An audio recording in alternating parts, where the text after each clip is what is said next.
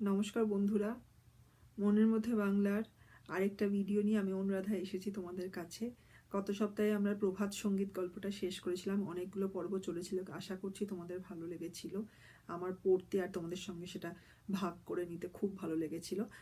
আর আমি ঠিক করলাম এই সপ্তাহে যে অনেক দিন গল্প পড়া হয়েছে এবং যেগুলো অনেকগুলো ভাগে বিভক্ত হয় এরকম গল্প, আমরা বরঞ্চ অনেক দিন পরে এবার কবিতায় ফেরত আসি। এবং কবিতায় ফেরত আসলে আমার প্রিয় বই, এই যে আবোল তাবোলে ফিরতেই হয়। তোমরা আগেও দেখেছো, আমি হয়তো আজকেও আবার একটু উচ্ছ্বসিত হয়ে পড়বো এই আবোল তাবোল নিয়ে কথা বললে বা রায় ফ্যামিলির বইগুলো নিয়ে কথা বললে। ওরা তো তোমাদের আগেও বলেছি যে একটার পর একটা মাস্টারপিস ক্রিয়েট করে গেছে। মানে সেটা উপেন্দ্র কিশোর রায়চৌধুরীর গুপি গাইন বাঘাবাহিনী হোক, কালোজয়ী সাহিত্য যেগুলোকে বলে আর কি বাংলায়, মানে বিয়ন্ড টাইমস আর কি, এত ভালো। তো সেটা উনি লিখেছেন, উপেন্দ্র কিশোর রায়চৌধুরী। আর ওনার ছেলে সুকুমার রায় খুব অল্প সময়ে আমাদের মানে বেঁচে ছিলেন আনফর্চুনেটলি, কিন্তু তার মধ্যে এত এত ভালো ভালো সব ক্রিয়েট করে গেছেন। আবোল তাবোল বলো কি ওনার যে গল্প সমগ্রগুলো বলো, এত ডিপ এবং এত ভালো, বছরের পর বছর তুমি পড়ে যাও তাও একই রকম আনন্দ পাবে। সত্যি মানে ছোট ছেলে পড়েছে, তার বাবা পড়েছে, আবার ছেলের ছেলে মানে নাতি সেও পড়েছে, একই রকমভাবে ভালো লেগেছে। এইরকম এই গল্পগুলোর, এই কবিতাগুলোর মাহাত্ম্য বলতে পারো বা আনন্দ দেওয়ার ক্ষমতা বলতে পারো।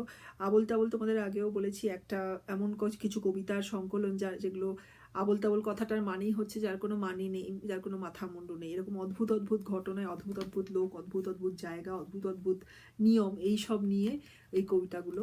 আর আমাদের এই বইটা থেকে তো আমি আগেও বেশ কিছু কবিতা পড়েছি। আজকে ভাবলাম অনেকদিন তো আনা হয়নি এই বইটা, এবার এই বইটা থেকে আমরা আজকে এই কবিতাটা পড়ব। কি মুশকিল। কি মুশকিল মানে কি অসুবিধা, মুশকিল মানে অসুবিধা। আর এখানে কি মুশকিল মানে খুব সহজ ভাষায় বলা হচ্ছে এমন একটা কেউ এমন একটা কোনো অসুবিধায় পড়েছে বা এমন একটা কিছু ঝামেলায় পড়ছে যার থেকে যে কি উপায় পাবে সেটা খুঁজে পাওয়া যাচ্ছে না। তো সেইটা নিয়েই কবিতাটা, ছোট্ট কবিতা, পড়া শুরু করছি।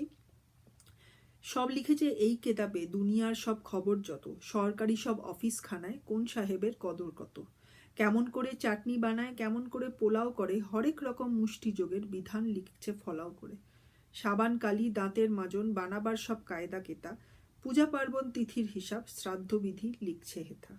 সব লিখেছে কেবল দেখো পাচ্ছি নে কো লেখা কোথায়, পাগলা সারে করলে তারা কেমন করে ঠেকাবো তাই। তো আমি কবিতাটা এবার দু লাইন করে বলা শুরু করব, আশা করি তোমাদের ভালো লাগবে এরমভাবে বুঝতে। সব লিখেছে এই কেতাবে দুনিয়ার যত খবর, দুনিয়ার সব খবর যত। কেতাব মানে হচ্ছে হিন্দি কথা, কিতাব থেকে বাংলায় বলছে, মানে বাংলা যদিও এটা আমার ধারণা এটা বাংলাও নয়, হিন্দিও নয়, এটা কোনো অন্য ভাষা থেকে এই শব্দটা আমাদের ভাষায় এসেছে, কিতাব বা কেতাবটা।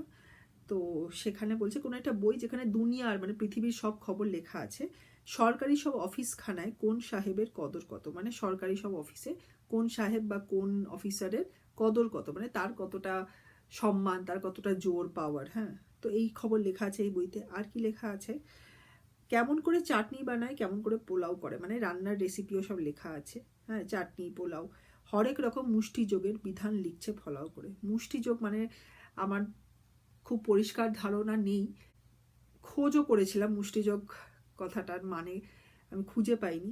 আমার ধারণা কোনো রকম নিয়ম বা মন্ত্র ইত্যাদি এইসব নিয়ে মুষ্টিযোগ কথাটা।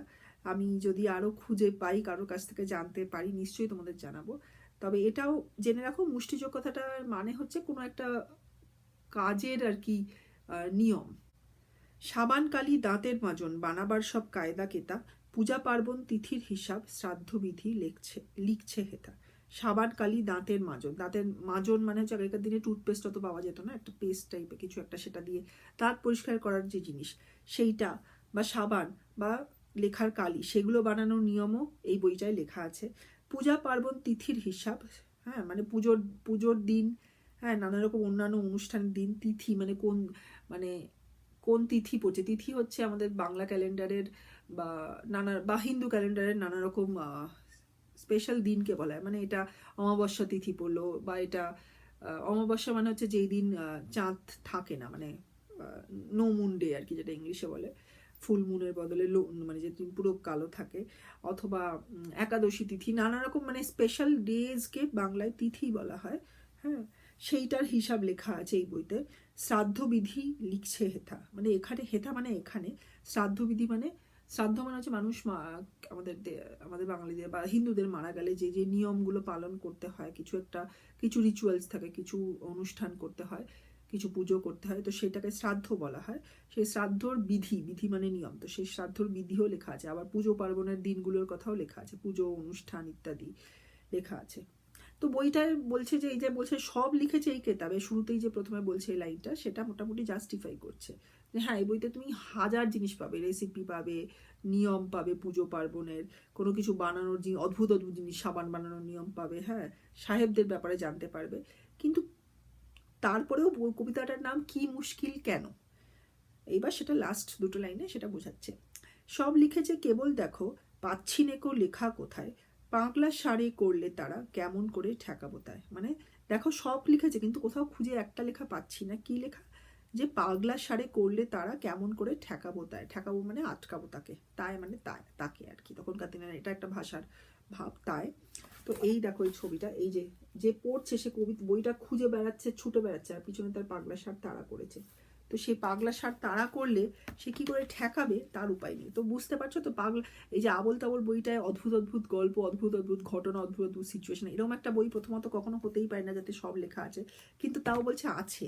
হ্যাঁ, আর এটার আমার মনে হয়েছে পড়ে যে এটা হয়তো এমন কিছু বলতে চাইছে যে আমরা আজকের দিনে নানা স্পেশালাইজড নলেজ, মানে বিশেষ কিছু, মানে বিশেষভাবে কোনো জিনিস জানতে নানা রকম জিনিস জানতে কোনো একটা, মানে ধরো তুমি রান্না শিখছো, সেই রান্নাটাকে আরও বেশি কী করে উন্নত করা যায়, আরও কী করে দেখতে সুন্দর করে সাজিয়ে রাখা যায়, সেই সব করতে করতে, বা আরও কঠিন রান্না করা যায়, আরও দেশ বিদেশের কী উপকরণ বা ইনগ্রিডিয়েন্টস সে রান্নায় দেয়া যায়, সেইটা ভাবতে ভাবতে, সেইগুলো নিয়ে চিন্তা করতে করতে হয়তো রান্নাটা খুব সহজভাবে কী করে লোকের মুখে সুস্বাদু হবে সেইটাই তুমি ভুলে যাচ্ছ। হ্যাঁ, তো এইটা হয়তো সেটাই বলছে যে এরকম একটা বই যেখানে সব সমাধান লেখা আছে, নানা রকম বিষয় লেখা আছে, কিন্তু এরকম একটা মানে প্রচণ্ড বিপদের সময় পড়লে মানুষ কি করে নিজেকে বাঁচাবে, এই সাধারণ একটা ঘটনার কথা কিন্তু জানানো হয়নি, মানে এই জিনিসটাই লোকে ভুলে মেরে দিয়েছে আর কি। তো এইটাই কবিতাটা নিয়ে লেখা, এই নিয়ে কবিতাটা লেখা, কি মুশকিল। এবার আমি ইংলিশটা পড়ে দিই। Hello all, this week I'm back with one of my favorite books. If you remember, this is Abol Tabol. It is one of the masterpieces created by the royal family genius Sukumar Roy. One of the greatest contributors to the Bengali family, the Roy family, had Upendra Kishore Roy, who himself had composed the immortal Gupi Gain Bagha Bhain for kids. I don't know whether I'll be ever able to share that book with you. I had it when I was a child. It was in a comic form, if I remember, but I don't have it with me now. But someday I would want to share it with you all. It is one timeless classic compositions of literature compositions for kids, and it's been loved by people, and over generations, by kids. Like every kid, it's kind of a must that, oh, you must see this movie or this read this story.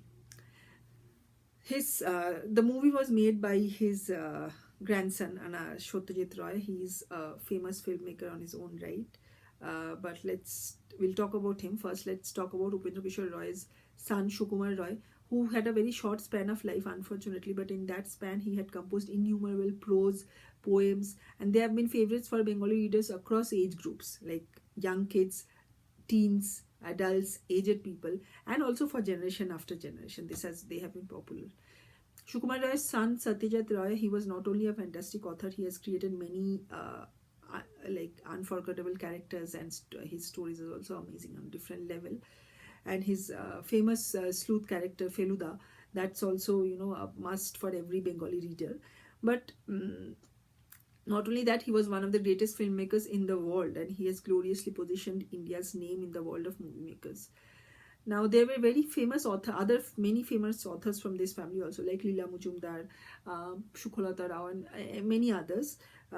We'll discuss about them later, but today we will talk about this story, Ki Mushkil. It is from the book Abol Tabol, as I have said, that these are composed by Sukumara and contains hilarious poems about unusual situations, unusual people, unusual rules, unusual things. Everything is weird. So weird is the word you would want to classify, or rather describe, if you want to talk about this book.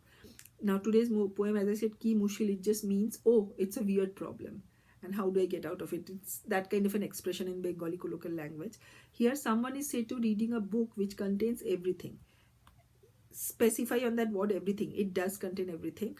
It says that it, in the first line, that it says contains about, it contains news and information from all over the world.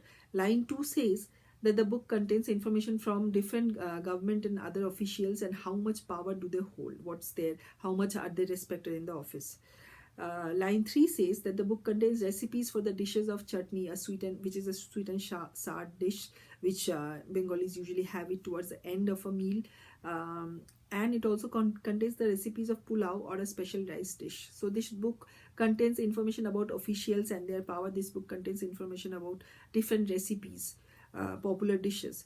Then the next line, it talks about different types of mushti jog. As I said in the Bengali explanation also, that I'm not very clear about this, but it probably is a set of rules to perform a different kind of activities. Then it also contains the rules to create products like soap, ink, toothpaste, and probably also many other unrelated products. Like soap and ink are not related, but this book contains the method to compose them also, create them also. So as I said, this book contains everything. And it also contains the list of different occasions, festivals, and special dates, and the rituals about which are done when someone dies. So funeral rituals. So every kind of information is included in this book. When they say that it contains all information, it contains everything, they really say that, the kind of information included in this book, it's not in a particular line. It can be anywhere. It can be fetched from anywhere. Those kind of stuff. How things are made, how food is prepared, what are the specific dates, what's the power of each official in offices. So it's not really related information. It's like everything. But why is the name of the poem? Oh, what a problem! Oh, what a weird problem! This book reader, he laments that everything is included in the book except one specific detail which he has been searching for really long in that book, but he is not able to get it. Now, what is that information? The book misses the information about how to stop and save oneself when one is chased by a mad or angry bull. If you look at this photo, the reader is reading the book and trying to search the way out when a mad and angry bull is is chasing him and about to hit that person. So what I feel is the underlying meaning of this poem is that in life, while pursuing the difficult and so-called important facts of the world, so-called intricacies, so-called details, we miss out on remembering and paying attention to many simple details, so that when we are faced in such kind of situations, we don't know what to do. So such is the rush to compete and know everything for us today, that when we are faced with a situation which, as I said, requires a very simple solution, a simple approach, we are at a loss. We are not able to figure out what to do, or a way out of that kind of a predicament. So this is where the poem ends, and we'll end our session or video today here. I think I missed this book for quite some time. We've been reading books, stories, and we've been doing it in parts, but this book is a gem, or it has every piece is a gem. I believe every piece has a story, or a feeling, or a thought, or an understanding of its own, which is very different from any other poem in this book. And I want to come back to you all again with this book, maybe next week, maybe next week, I don't know. Let's see. Till then, as I say, like, share, subscribe, comment, and keep Bangla in your heart always. Me and my friends will say bye here. So that's where we end today. আজকে আমি তোমাদের ওদের কথা বলতে শুরুতে ভুলে গেছি, ওরাও এসেছিল, বাংলাটা আমার হয়ে গেছে, ইংলিশটাও বই হয়ে গেছে। জানি না, হয়তো পরের সপ্তাহে বা তারপরের সপ্তাহে আবার এই বইটা নিয়ে আসবো। এই বইটা অনেকদিন আমি ধরিনি, অন্যান্য বড় বড় গল্প পড়তে, কিন্তু বইটা যেমন পড়লে, প্রতিটা গল্প পড়লেই আবার মনটা ভালো হয়ে যায়, তাই সেই ভালো লাগাটা তোমাদের সঙ্গে ভাগ করতে চাই। আবল তাবল তো বলেইছি যে একটা আলাদা একটা ক্রিয়েশন, প্রতিটা বাঙালির কবিতাগুলো পড়া উচিত, বোঝা উচিত, জানা উচিত, পড়তে না পারলেও বোঝা উচিত যে মানে ইংলিশে একটা কথা যে হাউ উইয়ার্ড ইজ লাইফ, আর মানে কথা নেই, মানে বলা যায় আর কি এভাবে যে মানে কত কিছু যে ঘটে আর কি, হ্যাঁ, জীবনে, সেটাই এই বইটার মধ্যে ধরা আছে প্রতিটা কবিতায়। যাই হোক, আজকে আমি আসি, তোমাদের যা যা বলি প্রতিবার সেটাও আবার বলছি, লাইক, শেয়ার, সাবস্ক্রাইব, কমেন্ট। বাংলাকে ভালোবাসো, মনের মধ্যে বাংলাকে রেখো। সবাই ভালো থেকো, টাটা।